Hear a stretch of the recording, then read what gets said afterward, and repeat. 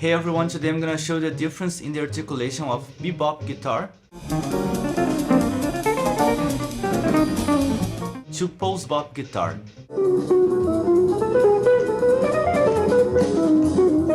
Articulation on guitar is how you're playing each note. This will include techniques like hammer-on, pull-off, slide, bends, if you're alternate picking, economic picking, anything. Today I'm gonna show you the difference that occurred on the guitar articulation from bebop to post-bop. But before we start, don't forget to subscribe to the channel. When the first guitar appeared in jazz, it was actually on the swing era. One of the most famous ones was Django Reinhardt. His articulation was a lot staccato.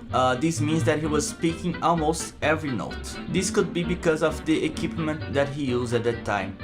He didn't have access to an electric guitar. He used mostly like acoustic guitars. And to be heard, he had to pick almost all the time. He didn't use too much techniques like slide, hammer-ons, pull-offs. Around 1940s, the bebop came, and with him came the electric guitar in jazz. One of the most famous ones was the guitar player Charlie Christian. He influenced many guitar players that came after him. Because the electric guitar was available at the time, he was able to enjoy the sustain of this instrument, and he started using more legato techniques like slides, hammer-ons, and pull-offs. Even though he was using more legato techniques, his articulation was still more staccato, meaning that he was speaking almost every note. Some guitar players you can check this type of articulation would be Joe Pass, Barney Castle, Tal Farlow, and even more modern ones like Pat Martino. There was one guitar player that completely changed the articulation on guitar, from bebop to post-bop. The name of this guitar player was Jim Halll. Many guitar players that came after him started copying his type of articulation on the guitar. Guitar players like Pat Metheny, Mick Goodrick, John Abercrombie, John Scofield, and many others.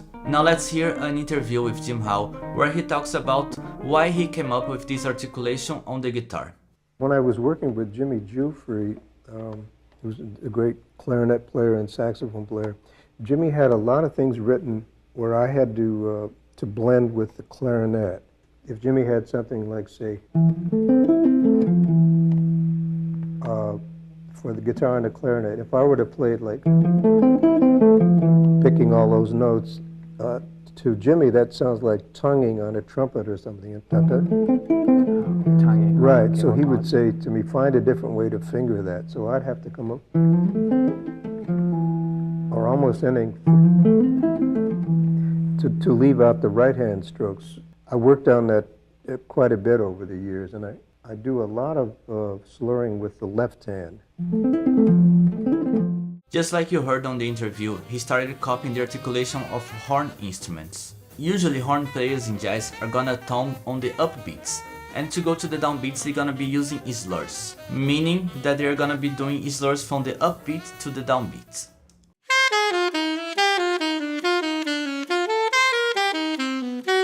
Jim Halll started doing these same things on the guitar, by using techniques like hammer-on, pull-off, and slides, meaning that he was picking mostly on the upbeats and then doing slurs to get to the downbeats. By doing this, his articulation became more legato compared to the guitar players that came before him. Now I'm gonna give you a practical example of how this would work on the guitar. Let's pick this jazz line I wrote and let's use the bebop articulation and then the post-bop articulation on the same line. Now I'm gonna play this jazz line very slowly so you can get it.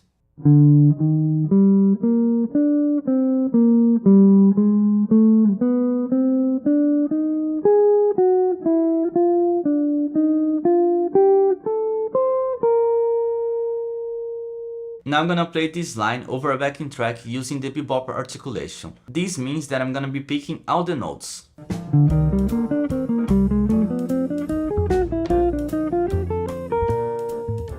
Now I'm gonna play the same line using post-bop articulation. Notice that I'm gonna use a lot of hammer-on, pull-offs, and slides.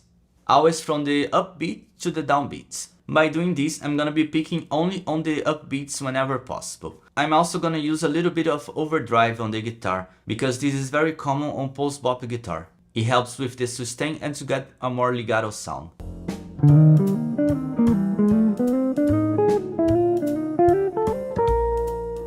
I hope you liked this video and comment down below which type of articulation you prefer. If you prefer the more staccato one from bebop or the more legato one from post-bop. Thank you for watching and don't forget to subscribe to the channel.